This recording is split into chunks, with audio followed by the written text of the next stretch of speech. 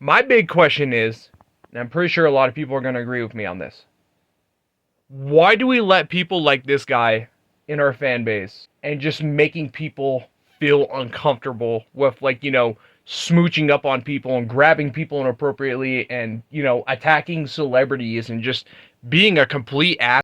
Just going back through and watching the HarmonyCon footage from this year, and, like, honestly, I'm glad we made it through that 60-page documentary on Geno Samuel, because I kid you not, I wanted to kill after I saw everything. 60 episodes of sitting there watching YouTuber Geno Samuel on some of the most disgusting pieces of shit I've ever seen.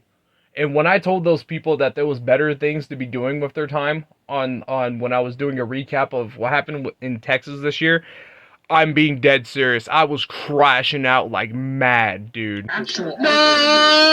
Not Tara! No! No! Oh my God! Miss Tara Strong, did you have any luck masquerading as the celebrities? And would you join them? Alone! How bad it got, where you can literally hear me in the background screaming at the back of my lungs, dude. That's how bad this documentary got. Can you celebrities? And would Leave you them join the them? alone! Alright, I'm going to give you guys a little inspiration. You ready? We're going to cue the iconic THX sound effect, because for the first time ever in a couple years, I've done some crazy stuff. You guys ready?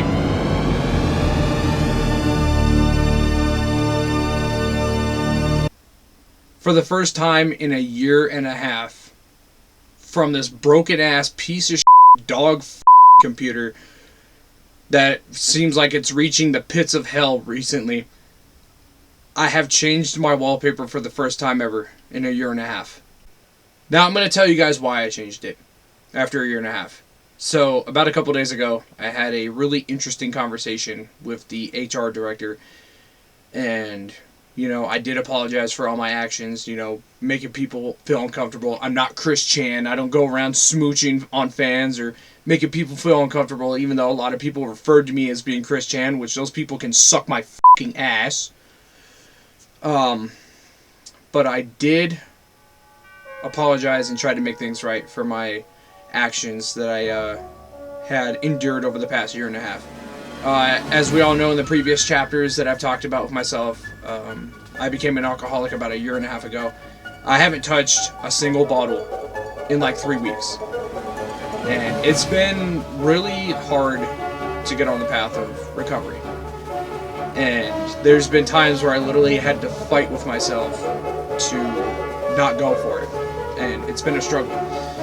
And during the time of when I decided to let myself go, the co-chair and the HR director, they had been genuinely concerned about my well-being, but they've been patient and supportive.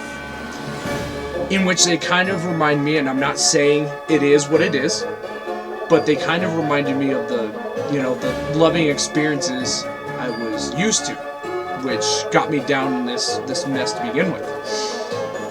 And, I've started changing my ways around, and it may not seem like it, but it's still a work in progress, but I'm in a better place than I am now, or I was a year and a half ago. But anyway, she had said some really inspirational messages, and she had said, "I know that you are a kind person, and that's one of the reasons I believe you when you say that you are sorry. I also know that it was never your intent. It means a lot that now you do know how it can make me or others feel. You care about not doing that when it's possible," which, to be fair, I did, apologize to a handful of people. Some people were confused why I was apologizing, and then I told them the whole story and what was going on, and, I told them that I was trying to make up for things, and, how I just became a ass. And, yeah. And then she said, "The other fact that you take accountability for your words and actions says a lot too as to how much you care," which, to be fair, I did slip about a year and a half ago over something as simple as a misunderstanding with a vendor of theirs. And, I said some really fucked up shit. And I did ultimately apologize to that guy, and he said he didn't want anything to deal with me from here on out, which I completely respect his perspective, that he doesn't want anything to deal with me. That's fine. I was an like I was lost in a time and space where I was feeling hopeless, lost, confused, and ultimately found myself becoming an alcoholic, which is definitely something up to be doing. I am still getting treatment for it today, which is probably a good thing. And then she also said, because it's not about being perfect, none of us are perfect. I've made mistakes too. It's how we handle those missteps that matter. It shows our true character and priorities. Community and kindness are big priorities for you, which are great. To be fair, she was onto something when she said community and kindness are big priorities for you, which are great. Back when, you know, the event back here was still a thing, I was doing everything possible to try to get people through the door, and, you know, I was helping them out with their financial situation. People can poke fun about me throwing thousands of dollars down on the table, calling it a waste of money. I was trying to give these people an event to go to every single year. So, I guess believe what you want to believe, I guess. And then she also said, some people never take accountability for their actions because it's easier not to, and they end up being stuck. I'm glad you're not stuck. That part, I'm still working on. You know, it's a fight with my inner demons, to be honest. And, you know, I'm doing better. I've been off of alcohol for like 3 weeks, so I'm on the path to recovery. A lot of people, like I said, would probably never forgive me for my actions, and that's completely understandable. But I just thought we could use some positive invigoration moving forward to this event in the next 5 months, because I wanted to share this with you guys, because this is like Shakespearean type shit.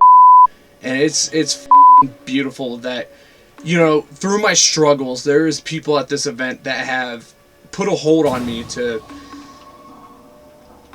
change my ways around, which it's been crazy. And yeah, like the whole situation in SF, where she says community and kindness are a big priority for you, which are great. Back in SF, I was trying to get people interested for the event, and, you know, just being heavily supportive. A lot of people from that Twitch stream were over here cracking jokes about me throwing down $6,000 on the table, which, to be honest, those people are retarded assholes. Jesus Christ. And I'm not afraid to say it.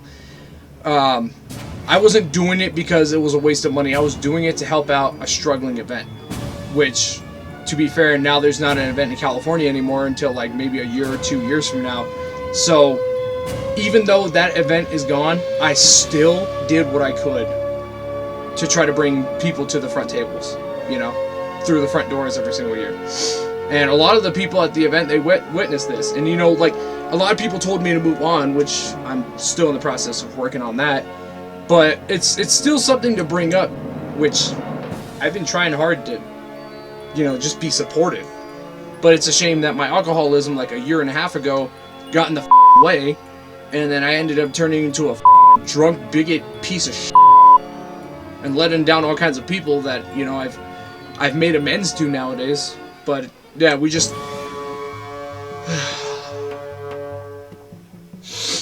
got to keep our minds straight these next 5 months. We're doing good so far. You know, these guys have been patient with everything that I've been going through, which is very, very great. It's like I had an earlier conversation with this HR director, and she said that change can't happen overnight, and she's right. At least I've dropped the liquor. I've apologized for my actions. You know, I've tried to be supportive. And I thought we can use some invigoration on this video on the last 5 months. So let's just hope a bunch of other good stuff happens, and we'll see you soon, I guess.